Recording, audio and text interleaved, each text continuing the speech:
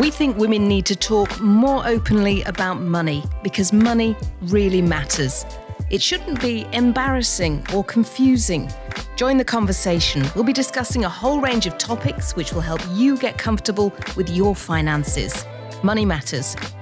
Brought to you by AJ Bell.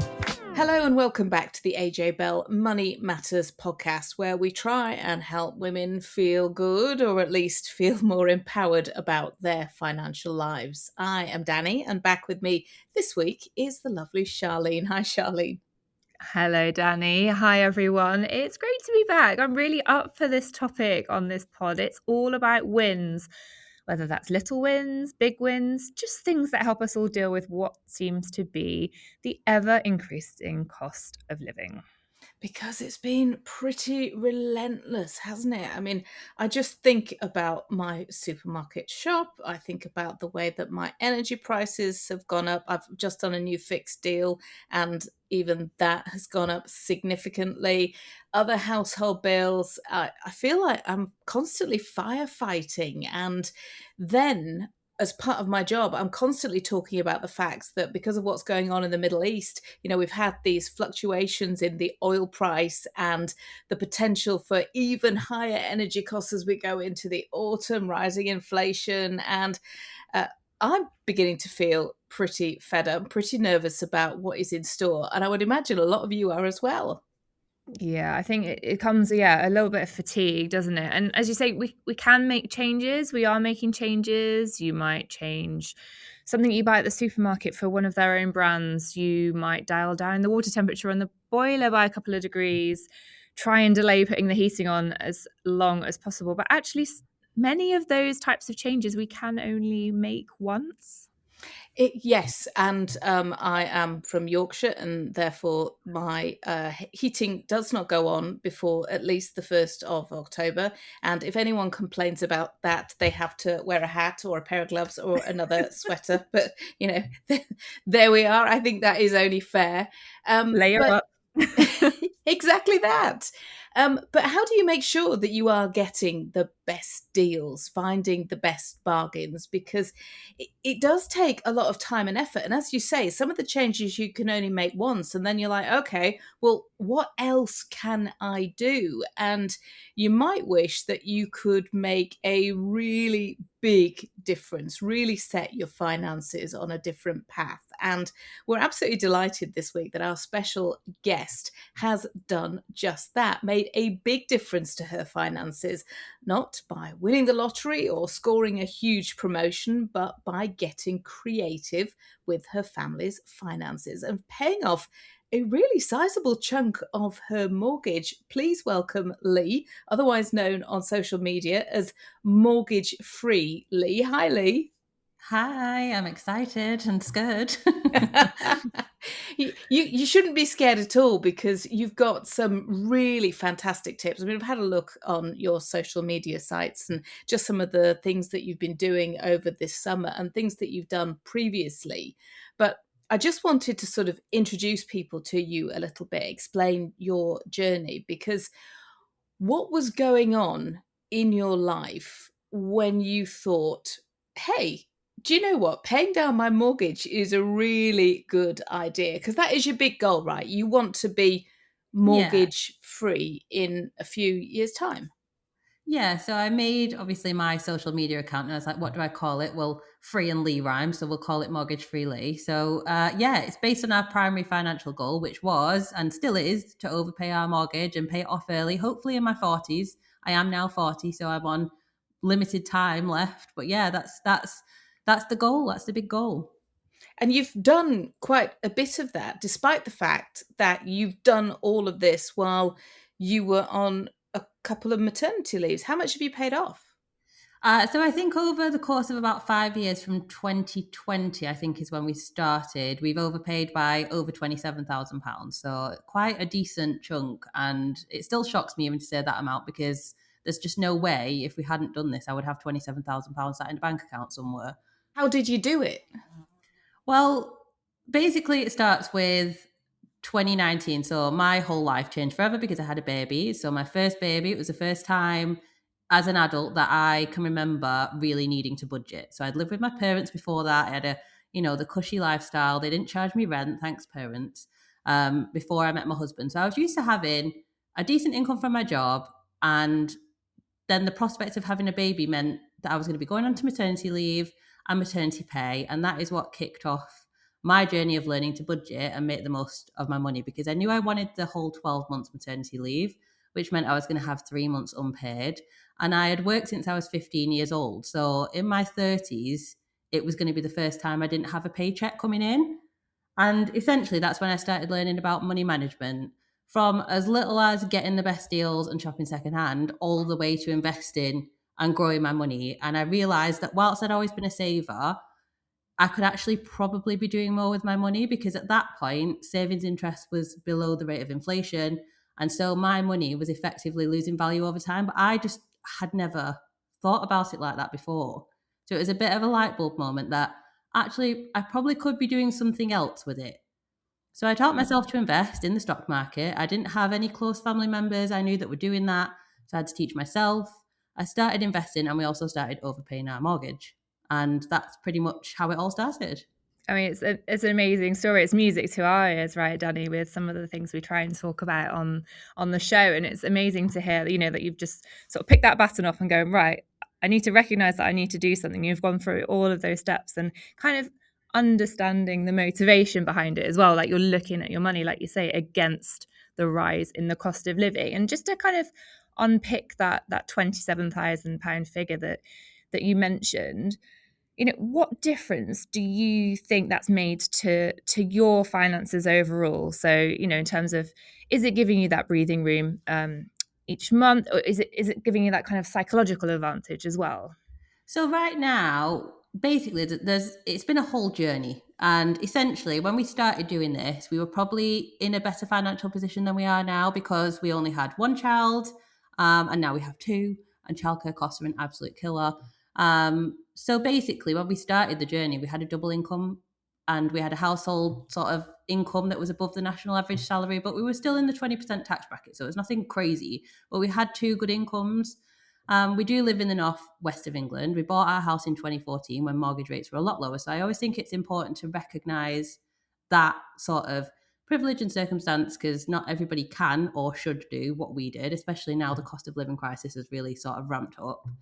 But in short, we decided this was the goal together. And it's always a contentious issue, and people have always got something to say about it. But I think we're going to sort of talk about that a little bit later. But we started basically on this journey, and the majority of our mortgage overpayments were made when we were on a pretty low interest rate. So before everything changed in the world of mortgages.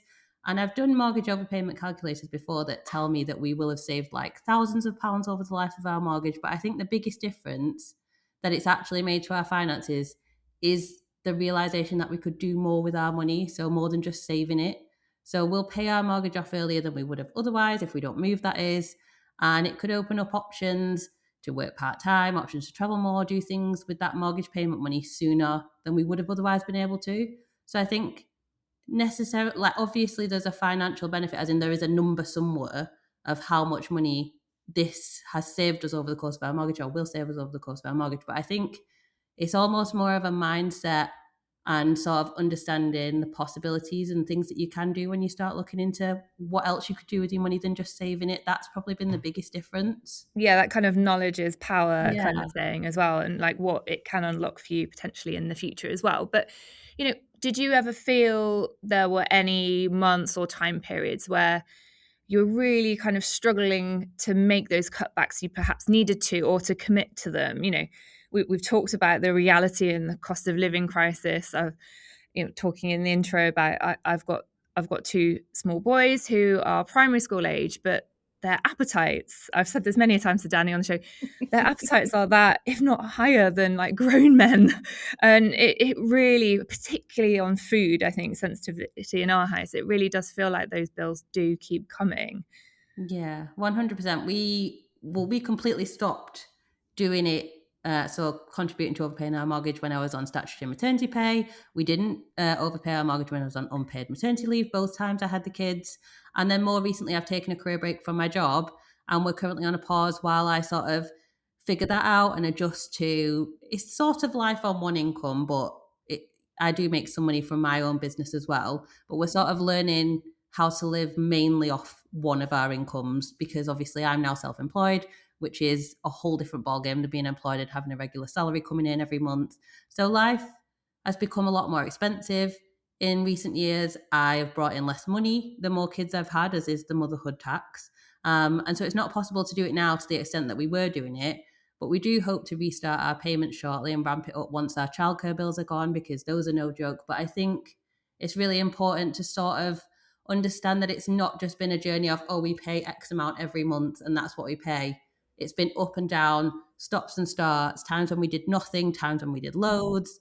It just depends on the situation at the time, but definitely more recently, the cost of living, I'm feeling it. I am feeling it. I'm sure everyone is feeling it out there. It's great to hear that you're human and that you can't just continue to make these overpayments no matter what. And that brings us neatly on to what you're doing now, because as you say, you are self-employed, you've taken a career break, and you're now working to help others on social media by highlighting how to stretch your money further, where to find bargains, that kind of thing. Yeah, so I'm kind of an accidental content creator, I always sort of say, because I never started an Instagram account or a social media account with the intention of making any money from it or anything like that. I just started an account to start documenting our journey about budgeting, learning to budget. And honestly, I was more in the process of learning all of this stuff, because I will be honest, I did teach myself primarily from social media. I'm not saying that's what people should do, but that's what I did. And I use social media as a tool to help myself sort of become more financially literate. And I was sort of sharing what I was doing, and then obviously building a little community around me of other people. And that community has grown to now like over 70,000 people across 3 different platforms. And now I just get to chat about what I'm doing. But it's literally like, it can be from, investing in JISAs for my children and how I'm going to set them up financially, to like what I bought at the charity shop. It's like, it's a mishmash of what goes on in my life and my brain, which is chaotic. It does take time, though, to do that. So it's a good job you've got that. I mean, I hesitate to say this because I know that you've got kids, and my kids are much older now, so it's taxing in a very different way. It's maybe more expensive as they've got older, even though I'm no longer paying for childcare, but that's an entirely different pod. But um, finding these measures, finding the bargains, finding the opportunities, figuring out how to make your finances work for you, it takes time and it takes Yeah. effort. And for a lot of people, they might just say it's just too much time and effort. So, how do you take that one step at a time? Well, I don't do super frugal. I'm going for quick wins. I do not have time to be doing some really complicated, like, deal stack to get the absolute, 10p more off. I'm not going to do it. I don't have time. I don't have the bandwidth, the emotional bandwidth. There is constantly a child needing something or complaining about something, and a million and one other things to do. So I am never going to be telling people how to do something really complicated. I don't spend a lot of time looking for, the absolute best deal. But I think, honestly, I just share the things that I come across. Like, so recently I was sharing about a way to get a cheaper meal for your kids during the school holidays, and it's just within an app. And I just sort of shared about that. And honestly, I one of the biggest benefits that I have found from opening my social media account is that I've essentially created a social media feed where I've surrounded myself with people who talk about money. And that's not something that I had in my life. So I didn't have that in my life. I didn't have people telling me, oh, you should consider investing. I didn't have people to tell me how you use tax-free childcare. I had no one to tell me what funded hours were. And I basically have had to learn it all myself, because I had no choice, because you do have to learn these things. And so I basically just started sharing that. And I have a social media feed now that is people who talk about money. So I don't always have to spend the time to research the best deal, because maybe I've seen it on my friend's account, or maybe I've seen it on another account that I admire. and we sort of all share tips and then use each other's tips to basically get the best deals, if that makes any sense. Yeah, I think that's really interesting. I was going to ask you in terms of like, how in this fast-paced world, like how do you find like new ways to save cash, but with that kind of time constraint as you've mentioned. But so it's really interesting, like just having that community kind of vibe, if you like, and you're all collaborating, sharing for your wider like Yeah. viewers and followers. And yeah, I just feel like at this time, we talked a lot about the cost of living, but so much has probably changed since you started on this journey, I imagine. So actually building that community, like you say, we talk a lot about things like tax-free childcare and stuff now on the podcast, but it's actually, if you think back, these new measures and think how things changed, that was about 2017, wasn't it? It's yeah, there's so much out there. So would you say in terms of like finding those new ways to save and those new ideas, it's very much like a collaborative approach? Yeah, definitely. I think it is surrounding yourself with like-minded people and the right kind of content. Rather, I mean, you can easily create yourself a social media feed that tells you how to spend your money. It's just that can be done in seconds. So why not put the effort into creating yourself a social media feed that tells you how to grow your money or how to save your money, and then you can kind of access all of these things a lot quicker than having to go around and hunt for every single little deal because this person's just shared that there's a great deal on this, or this person's just shared how this offer's on right now. And honestly, that is what I do as a mum. I think that's what a lot of mums do, to be honest. We look to social media now for our news and our quick information. And, someone might have seen my video about how to get this discount off this app so that you can go and get your cheap kids meal. Or they might have seen somebody else's video about how to do tax-free childcare. But I think that's where we're looking to for our information. And that is the way to find these new ways. I mean, cashback is one of the things that I've learned about whilst I've been on this journey, and I learned about it on the internet. Yeah. I wanted to go back to the point you made about investing and how that's become like a big part of your journey as well. And do you think that was kind of spurred on, as you say, the more you were learning about money and learning, we've all had to learn about what inflation is and, the potentially catastrophic effect it can have on if we're keeping everything in cash. Would you Yeah. say that was the kind of inflection point, if you like, that made you switch from thinking about saving and saving in cash and overpaying the mortgage to investing? Did you Yeah. yeah, you say So that light bulb moment?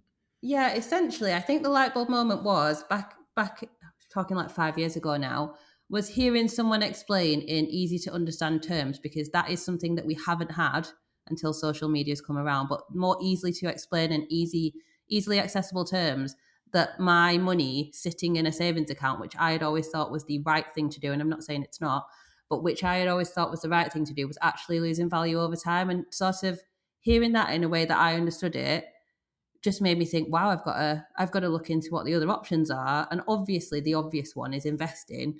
And it might be interesting to some people to know that we would probably invest more if it was up to me. It's actually a joint decision between me and my husband to make overpaying the mortgage our primary goal, because I'm the one who learned about investing. I'm the one who knows how to invest in our household. My husband wouldn't have a clue. Um, so yeah, I spoke to him about the options, and he felt more comfortable and more able to get behind the goal of overpaying our mortgage than he was with investing. And obviously, we're a joint unit, we're a family household, we're married.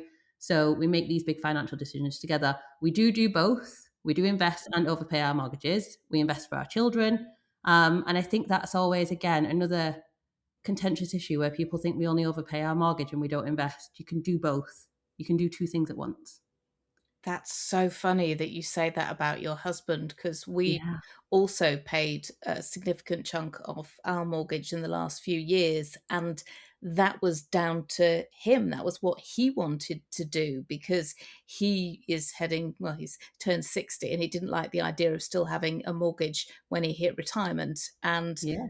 for him, this was just psychologically massively important. But Yeah. I wanted to just pick your brains a bit, Charlene, because I know that in the last few years, particularly thinking back to 2022, there were a lot of people that I spoke to at the time who found that their mortgage payments had absolutely shot up. And there was a lot of discussion about finding ways to pay off a chunk of your mortgage, particularly if it sort of shifted you down in terms of loan to value. So it made getting a cheaper mortgage something that was available to you. But are there better things to do with that extra cash? And I don't want to say better things either, that's the wrong word. But if you want to make the most bang for your buck, where is that? Yeah, I mean, so our colleague Sarah's ran some numbers for us recently, looking just kind of at this question. And if you're purely thinking about the maths, and as you've touched on, it's a real psychological barrier at times, because if we think about our mortgage, it's probably going to be our biggest financial liability, and it's there as a debt, if you like, on paper.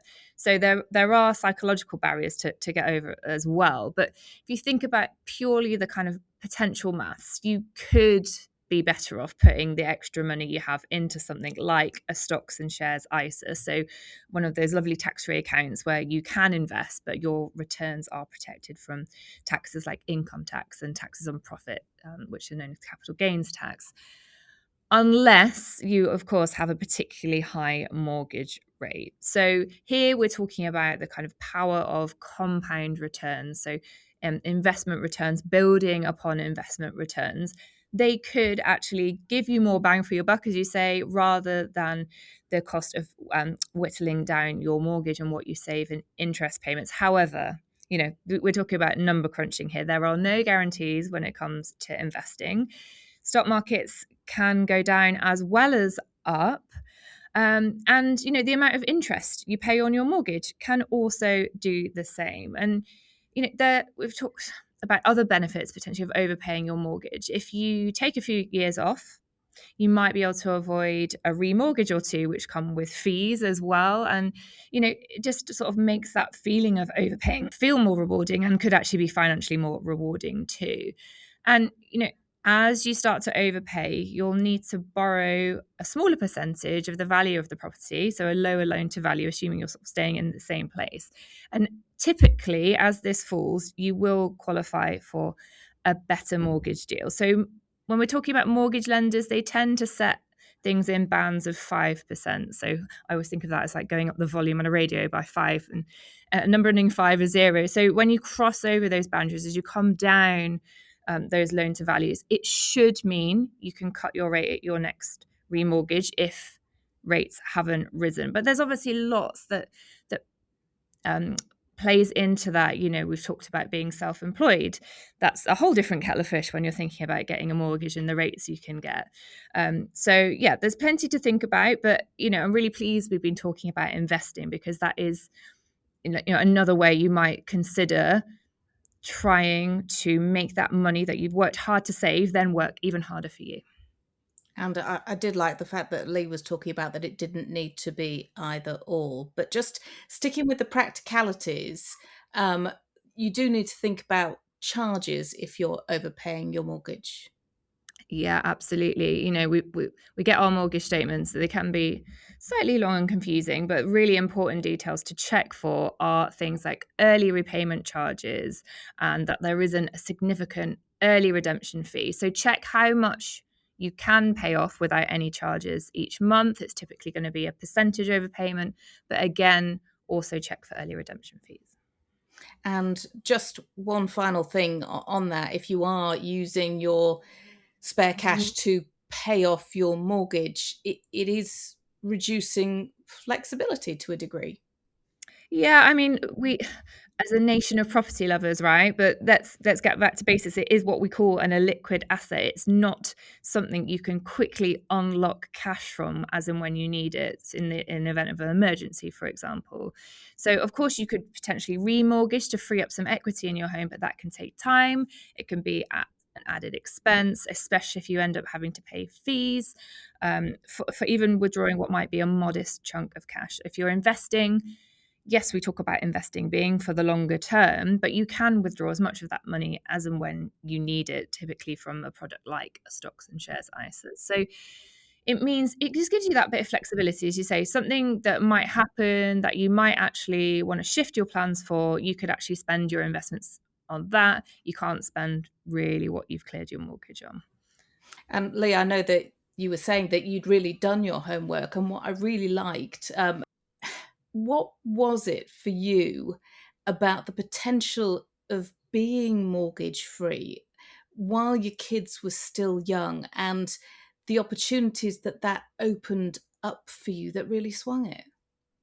So, like I say, I would have been happy to either split 50-50 or perhaps invest more. But for my husband, and I think for a lot of people out there, he could get his head round overpaying his mortgage a lot easier than he could investing. Because I think a lot of us haven't grown up knowing people who invest, understanding how to invest, and it can definitely feel like a confusing and somewhat abstract concept. However, I I went I went in. I just threw myself in with both feet, and I now know how to do it. So we're all good on that front in terms of we know how to physically invest our money, and I'm pretty comfortable with the whole situation. But what I would say about the mortgage overpayment is I do feel like quite often I will be challenged on the mathematics of it.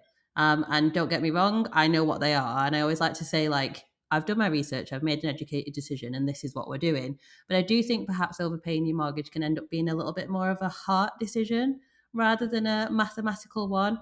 But I do think, like you guys have just mentioned, it's important to have the full knowledge of all the risks and benefits and have all your other ducks in a row. So having an emergency fund, making sure that your monthly budget is working, and all that sort of stuff before you even think about doing it. But for me, investing is a long term game, isn't it? And of course, you can take your money out straight away. But I think we are likely to hopefully overpay our mortgage and finish paying off our mortgage early whilst our children are still at home.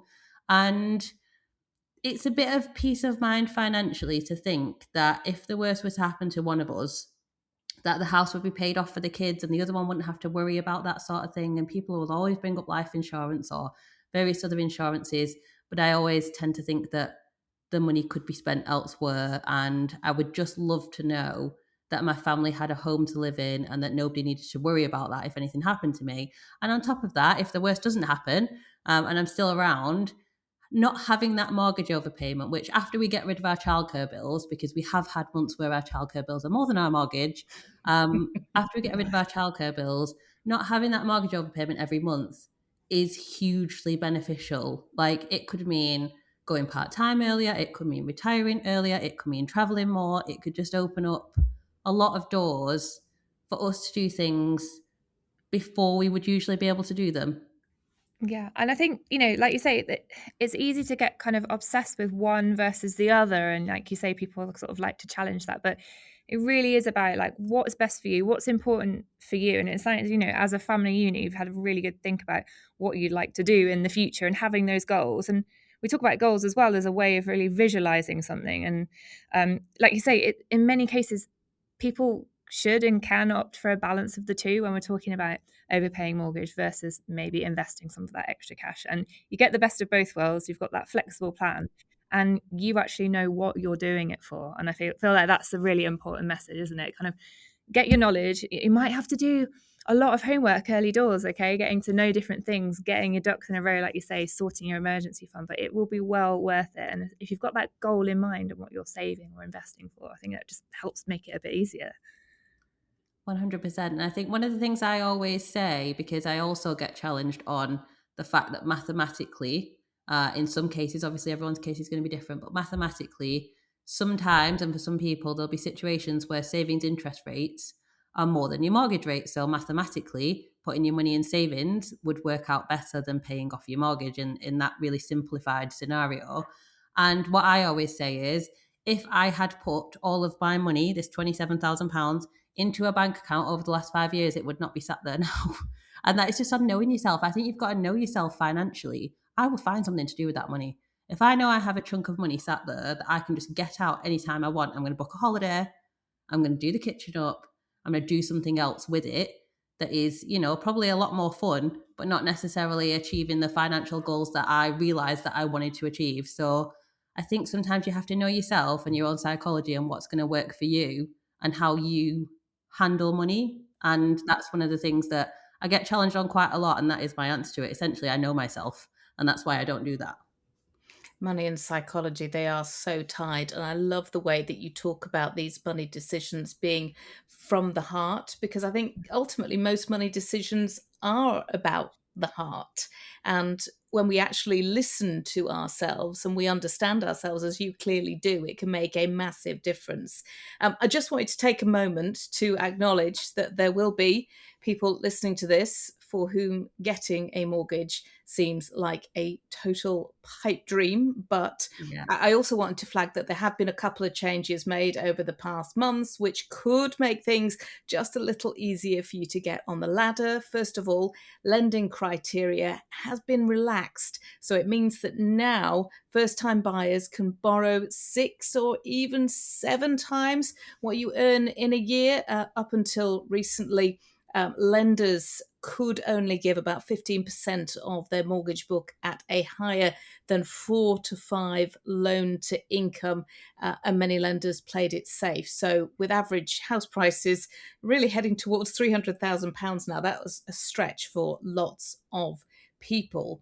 And, even then, they still have to get chunky deposits or get a mortgage with a partner. Clearly, still a huge financial stretch, and the mortgage options in these cases are more limited. But I also wanted to mention that there's a great piece that one other of our Money Matters team, Hannah, has done on our Women and Investing Hub, looking at exactly that, whether or not if you were to put cash away to invest at the moment, how that would fare over time, Charlene.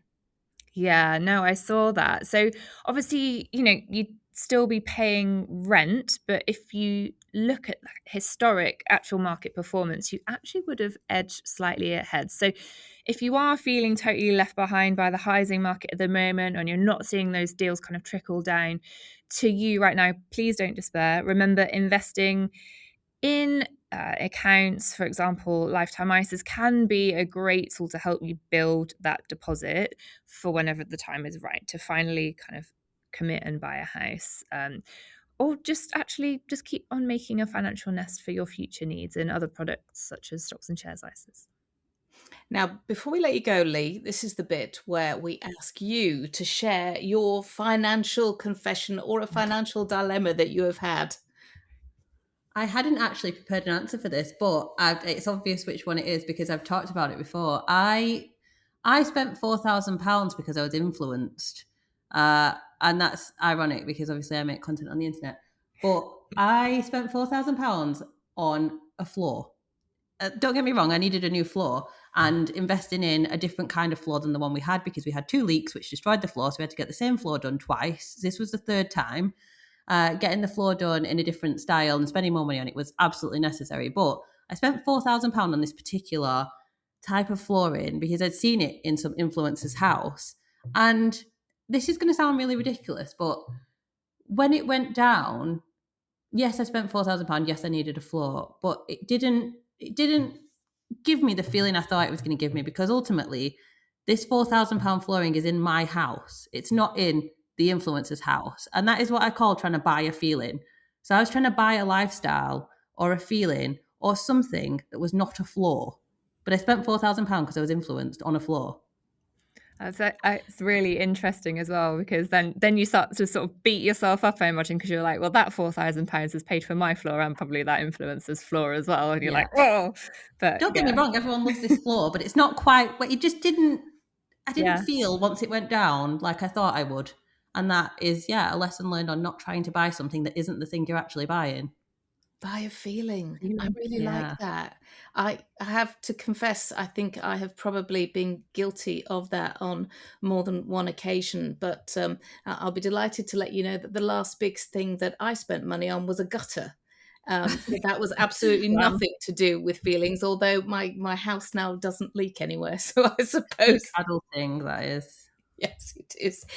Lee, thank you so much. Where can people find all your great tips? So I am at Mortgage Free Leigh on Instagram, I'm on TikTok, I'm on YouTube, and despite the name, I actually don't spend most of my time talking about becoming mortgage free. I just spend all my time talking about money from literally what I bought at the charity shop to how I invest with my kids and everything in between. And that's pretty much what you'll find me doing. It's also a little bit chaotic, as am I. I think life is chaotic. Charlene, thank you so much for joining us. Your life always seems to be less than chaotic. Oh, I don't know. Maybe I'm very good at putting up this pretense, right? But no, it's been an absolute pleasure. I just love coming on the show. It's so great to be able to showcase amazing guests like Leigh, who I really hope, and I'm sure actually, it's not hope, I am sure you're going to inspire loads of our listeners to feel confident about tackling their finances and all those brilliant tips that you've given to get started all the way through to getting invested. And I think, for me, it makes a change not to be chatting about pensions for once, but I obviously still love them. Don't worry, there'll be plenty of time over the next few months, Charlene. We'll get you back on to talk about pensions. That is it for this episode. Sarah Coles is going to be joining me for our next instalment because she's got first-hand experience of taking a property and giving it some serious love to add value. Yes, it's another one where we're talking about housing, but we're also going to hear from the brilliant Renovate Like Emma, who has made buying and doing up property a successful business. So if you've got questions about lifetime ISAs or other products that could help you with your house buying or renovating dreams, do get in touch. And until next time, thanks so much for listening. Before you go, please remember this podcast is for educational purposes, and the views expressed don't necessarily reflect those of AJ Bell. The podcast isn't telling you if a certain investment is suitable or not. Don't forget that the value of investments can change and you can lose money as well as make it. It's also important to remember that how you're taxed will depend on your individual circumstances and rules can change. The way an investment performed in the past may not be the same as how it behaves in the future. If you want help, go see a qualified financial advisor.